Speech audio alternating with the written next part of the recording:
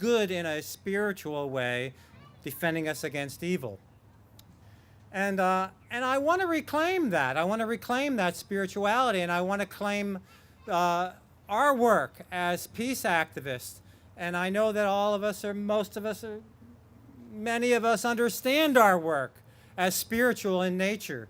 And the way we conceive of our work is nonviolence is the way that we go about our work. And not only nonviolence in resisting the evil that is perpetrated by our military, other militaries around the world, but nonviolence in terms of creating a better world, nonviolence in terms of not making war machines, nonviolence in terms of changing the economy from one so driven by war and defense contractors to one that sustains our earth, nonviolence towards our earth, nonviolence towards our brothers and sisters, whether they be Native Americans, African Americans, Latinos, Muslims, Palestinians, Syrians, our brothers and sisters around the world. And we have to understand that this is not just a strategic thing. It's not just sort of a practical thing. It is when we think about our survival on the planet and when we think about the other people living here with us, we must think about our spirits, our interconnected spirits with our other human beings, other forms of life on the planet. And I'm thinking that people in the military who, like this man from the Navy, who is thinking that what he's doing is, combating evil in a sort of spiritual way, that at some point, my hope and prayer is they will see a different form of spirituality. They will understand a little bit more about the nature of evil and stop what they are doing and what their colleagues in the military are doing, and help us all change the frame of mind and what we're doing in our country and around the world. Thank you so much. I want to make a couple of announcements. Number one is we have a lot of food. So just behind that banner, there's a table that has small sandwiches and snacks and drinks. So please, as you will, come to the table and eat as you get hungry. The other thing, over at this table here, folks are urging all of us to send postcards to that are already pre-made to Susan Collins and Senator King regarding reducing the military budget. And if there's anyone in this audience that wants to speak, come and see me and we'll put you on the agenda. How's that? So the next person to come join us is Jason Ron. Jason is a friend from up in the Camden area, and he makes an appearance. He's living in Bath with us now, and he has much to say through music. So welcome Jason Ron, please.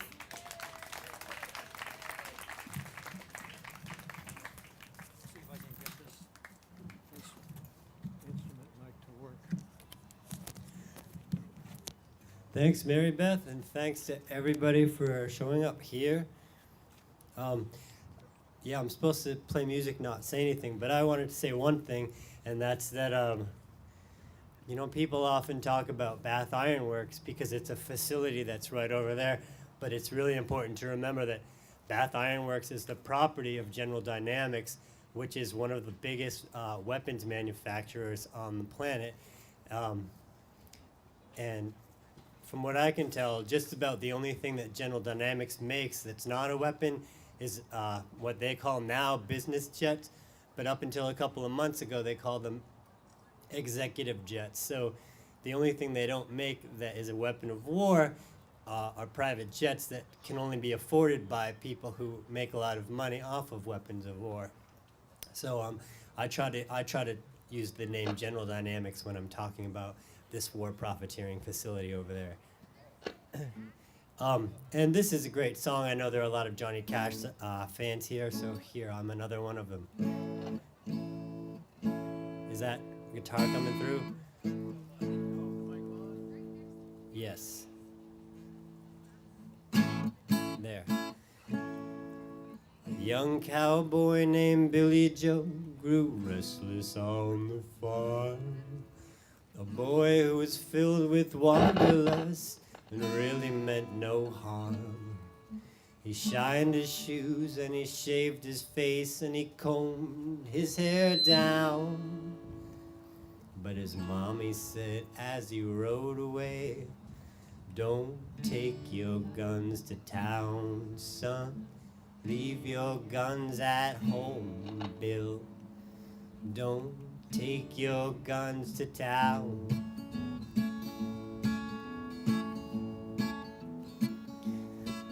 Well, he laughed and kissed his mom and said, "Your Billy Joe's a man. I can shoot as quick and straight as anybody can. Don't you worry none, my ma, I'll gun nobody down." But she said again as he rode away, "Don't take your guns to town, son. Leave your guns at home, Bill. Don't take your guns to town." Thank you. Do do do do do do do do do do do do do do do do do do da. Well, he sang his song as on he rode, his gun strapped to his hip. He rode into a cattle town with a smile upon his lips. He parked his horse outside a bar and he laid his money down. And his mother's words echoed somewhere very, very quietly, "Don't take your guns to town, son. Leave your guns at home. Don't take your guns to town."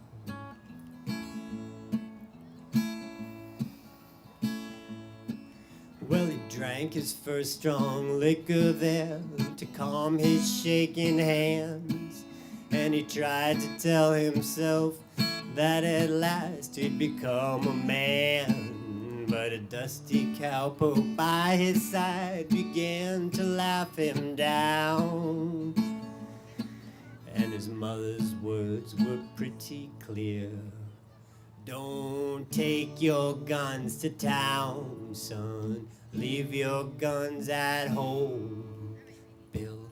Don't take your guns to town." Well, filled with rage, young Billy Joe reached for his gun to draw, but the stranger drew his first and shot before he even saw. And as his body crumbled down, the crowd all gathered round, and they wondered at his final words: "Don't take your guns to town. Leave your guns at home."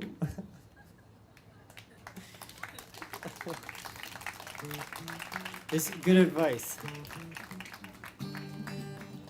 And this one probably everybody knows, so feel free. It goes, Woody Guthrie. This land is your land, this land is my land.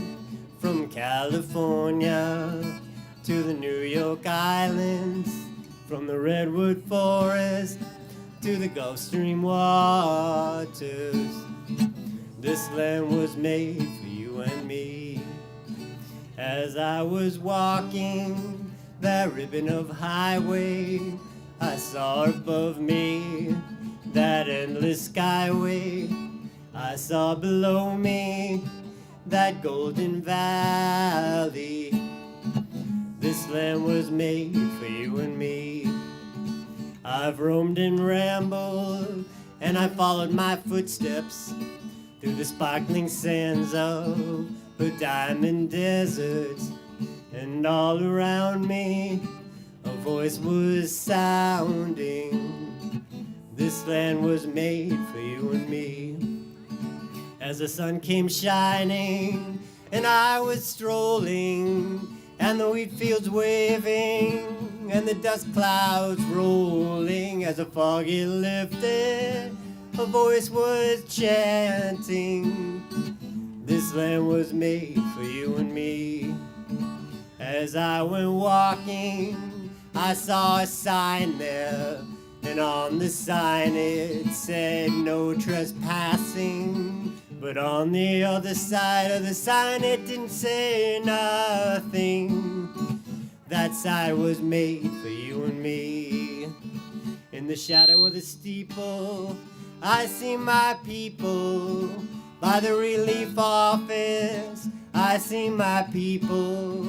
As they stand there hungry, I stand there asking, is this land made for you and me? Nobody living can ever stop me as I go walking that freedom highway. Nobody living can ever make me turn back. This land was made for you and me.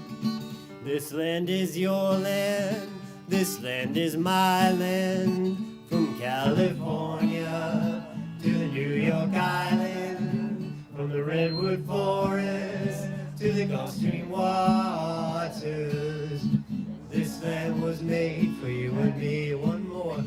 This land is your land, this land is my land. From California to the New York Islands, from the Redwood Forest to the Gulf Stream waters. This land was made for you and this land was made for you and this land was made for you and me. And once I learned all the lyrics, I realized why they only put the first two verses in the textbook we had a music class in elementary school. Thanks for coming out. Hey, Jason, Ron, there might be time to sort of have some of our singers sing again, so that's a lot of fun. Okay, so now it's our privilege to have Richard Clement here. He's the president of Veterans for Peace here in Maine. And so we'd just like a few words. There are some folks in this crowd right now who have no idea who Veterans for Peace in Maine are, Richard, so this is your chance. Thank you. How can that be? Okay, the good news is I was just asked to speak this morning, so I have nothing prepared, so I won't be rambling on too long here. But anyway, yes, my name is Richard Clement. I live in Pittston, which is about 30 miles from here. Veterans of Peace started, conceived, formed here in Maine in 1985 in Auburn. So we had a humble beginning here in Maine, but now Veterans of Peace is located in all 50 states and some international chapters, and we do work all over the world. So if you don't know about us, you really should check us out and find out about us. Anyway, I have a few brochures. Actually, I only have 4 brochures here if anybody's interested, because I always carry some in my motorcycle or my truck. I always have some in case you meet somebody that wants a little bit more information. But like I said, I'm not prepared to speak this morning, but we are veterans. We are associate members who follow our philosophy. We have associate members who are not veterans. So you hear about Veterans for Peace, don't be, well, I'm not a veteran, I can't join that organization. You can. We want you. We need you. So does anybody have any questions I can answer real quick about Veterans for Peace? If not, we have a really good website at vfpmaine.org. Check us out there. We have links to the national organization. We have links to many things we've done in the past and national has done in the past. So check us out. Yes? There are members of Veterans for Peace from other states here as well. Just to let people know that outside of Maine, we also come to support this. Yes, exactly. We always support our local chapter. We also support other people. We have a national convention. A few years ago, I was in Asheville. I rode my motorcycle to Asheville. That was great. Last year, San Diego last year? This year was Chicago. Chicago, right. San Diego before. We have a national convention around the country every year. When I joined Veterans of Peace in roughly 2004, we had a convention in Boston. So that's where I really became associated with Veterans of Peace. So, I have a question. yes, well, You're not a veteran for peace. What are you a veteran for? exactly, exactly. Martha.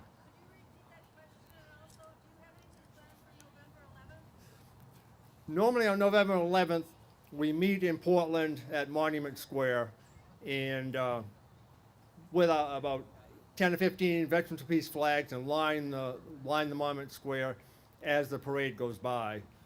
For a number of years, we were in the parade, but for various reasons, we're not at this time. But our main focus on Armistice Day is Portland and lining the sidewalks so people see us. Yeah. Was there another question? Did I answer? Okay. Yes. How many veterans of peace are in Maine, and how many nationally? We have in our chapter, in chapter 1, the founding chapter, we have roughly 70, I believe, dues-paying members. And nationally, I would guess 4,000 or 5,000 at this time. It fluctuates. But like I said, we have chapters in every state. And we have chapters, I believe, in South Korea, Japan, Great Britain, right. And those, How many women belong to Veterans for Peace? Let's say a name. I really couldn't answer. I have no idea. But we welcome all veterans. We welcome associate members who want to follow our philosophy on trying to abolish war in a peaceful way. So, yeah. Thank you for being here today.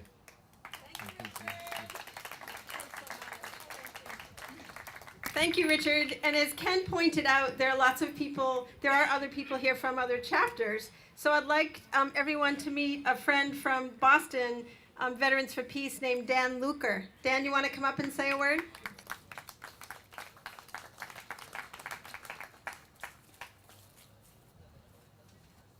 Hi, everybody. I'm Dan Luker. I'm coordinator for Boston Chapter 9, the Smedley Butler Brigade.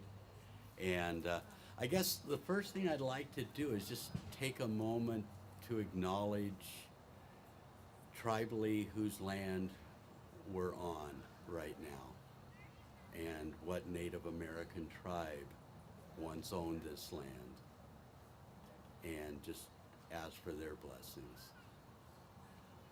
I don't know if anybody knows the tribe, but I just feel compelled to say that. Oh, okay, all right, thanks. So we came up to Maine here to support Maine Veterans for Peace, which they often support us. So we do work together.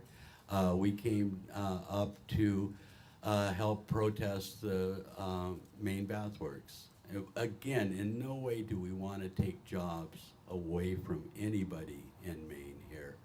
We just want to convert them to sustainable economy, because so much money is being spent on the military-industrial complex. It increases every year. At this point in time, we are spending 7 times, more than the next 7 countries combined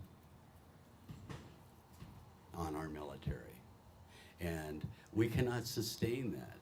The only way we can sustain that is to continue to have wars, to have 16-year wars in Afghanistan, Iraq, move it to Syria, Yemen, sell weapons so other countries can fight other countries. That's the only way we can sustain this economy, if we keep doing what we're doing. At some point, we have to stop and say, we want to build windmills. We want to build transit. We want to create good jobs, good paying jobs that even pay more than the Bath Iron Works and are more prevalent than just the Bath Iron Works, to create things that will make this a better country. We want to take some of the military budget and put it in health care, to put it in education. There's lots we can do. But I do want to thank Bruce and the Maine chapter and everybody here for supporting the protests here and the Maine Peace Walk. It's wonderful. And for all that you've done for the Boston chapter also. Speaking of healthcare, I'd like to segue just for a moment into, we do have a problem as veterans right now. The veterans healthcare there's a big move to privatize it right now. Trump and the Koch brothers want very much parts of the $186 billion for veterans healthcare. They've created if you hear of Concerned Veterans of America, it's not a real group. It's, as we have a grassroots group, this is an AstroTurf group. It's a fake group. And so they're trying to present that as a real veterans group that want to privatize healthcare. 80% of veterans love the VA, do not want the VA privatized. 80%. That's VFW, American Legion. And there's big movements right now, just as there was to get rid of Obamacare and Medicaid and Medicare. There's a big movement just lately that started with this year's budget on privatizing the health care. So I just wanted to try to make you all aware of that. Thank you for having me here. Dan Luker, thank you so much for coming on down from Boston. So Karen Weinberg is coming over, and while she's here, again, folks, there's plenty of food back here. I want you to understand that when we were in our kitchen, it didn't look like enough food. Here, it looks like too much. So, so Karen Weinberg is here. She's been a peace activist in Maine for many, many, many years, and it happens to be my housemate. So she's here to make an announcement.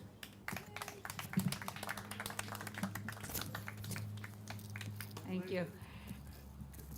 We have had this year 2 acts of civil disobedience at the Bath Iron Works, and now they're. I usually don't even need a mic. I'm from New York City, and I can talk really loud. One group is famously known as the Zumwalt 12. Are there any people here from the Zumwalt 12? And the Aegis 9 folks have participated in that action. Well, we're not giving up. We're going to do it again. And as of today, I think I have 44 people who have signed up to participate in the next act of civil disobedience. And I brought the usual yellow sheet of paper, a sign-up sheet for anybody here who thinks they might like to participate in the next action, which will be at the next christening. They haven't announced. They're really afraid. They know that we've got great numbers coming out, so they're not announcing it yet. But we will be there, and we do hope that maybe we can get to 50. Maybe we'll get to 60. Let's see how many people we can have at the next civil disobedience action at BIW. So thank you. You can come find me, and I'll sign your name, and I'll get you the information. Okay. So next, we're going to hear another musician. Morgana Warner Evans is a young woman. We met Morgana probably when she was 15, 16. She started coming out and No, my guitar's not cooperating with me, so instead of standing here tuning it in front of you, I'm just gonna sing this a cappella.